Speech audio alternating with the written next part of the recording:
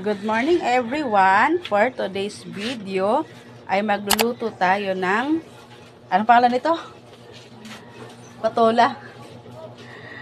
Patola at lagyan natin ng sardinas with miswa. Sikwa yan.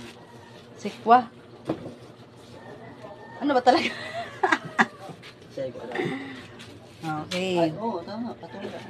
Para sa mga misis na nagtitipid. Opo yung malaki. Oo po. Para sa mga misis na nagtitipid at kulang sa budget, good for 4 person na po ito. So, murang-mura na. Masustansya pa. So, let's cooking. So, ayan, everyone.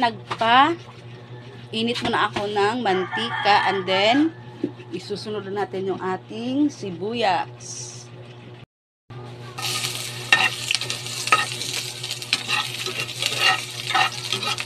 Dapat may pagka-brown muna siya bago natin ilagay yung bawang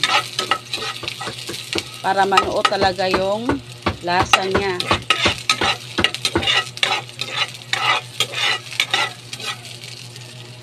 Bango.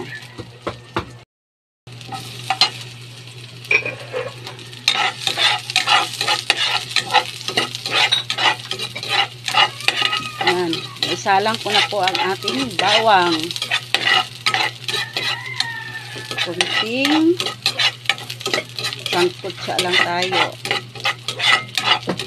Ayan, ang bango niya.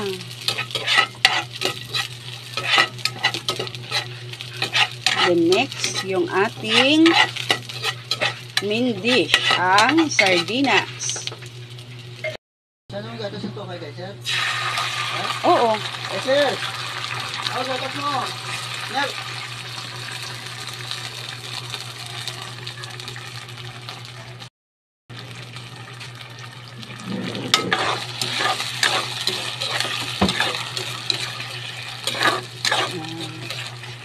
Sangkutsa lang muna natin yung ating sardinas bago natin ilagay yung ating patola.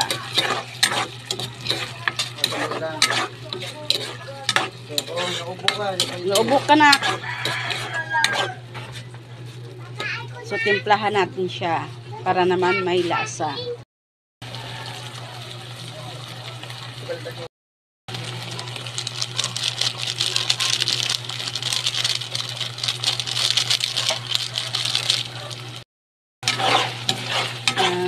Sangkutsa natin ulit para magpantay yung lasa.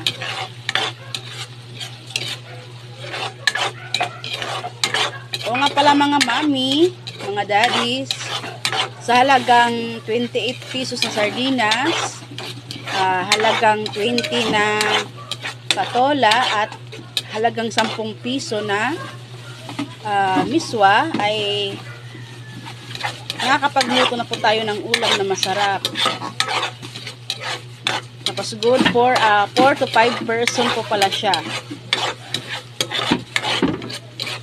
Yan. Lagyan natin ng konting tubig.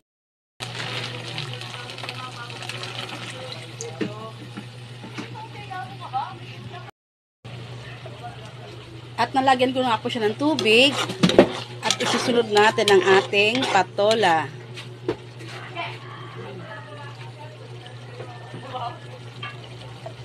Halagang 20 pesos lang po ito. Ayan siya, ayan.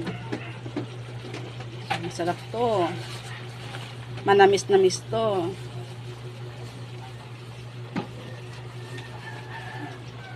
Isangkot siya lang natin siya konti.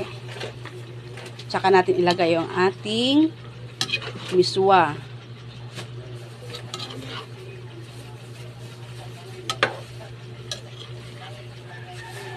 Medyo kulang siya sa tubig, dagdagan natin. Cornstarch. Nakaka-copyright na kasi tayo sa ating sounds backgrounds natin sa video eh. So, mas prepare ko ngayon ang mag voice over habang nagbi-video. Yan. Dagdagan din ng kunting. Tikman mo natin tapos. Masarap na. Dagdagan pa ng tubig konti kasi medyo parang kulang. Tapos, hintayin natin siyang kumulo at pag lumambot na yung ating patola, tsaka natin ilagay yung ating miswa. Kasi madali lang po maluto yung miswa eh.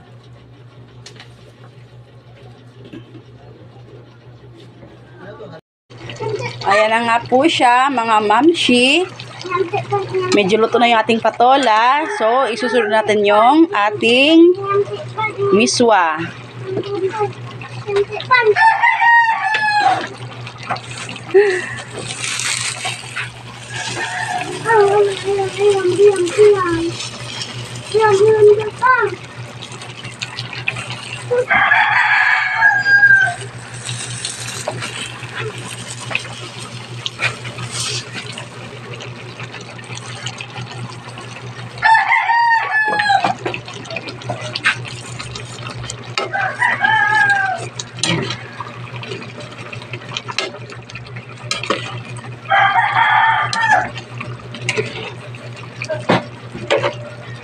Ayan siya mga mams. Sarap ng ating ulam for today's video. Napaparami ako ng kain nito. Ayan. Para po sa mga mamshi na gusto makatipid, try nyo po ito ang ganitong ulam. Sarap. Manamis-namis.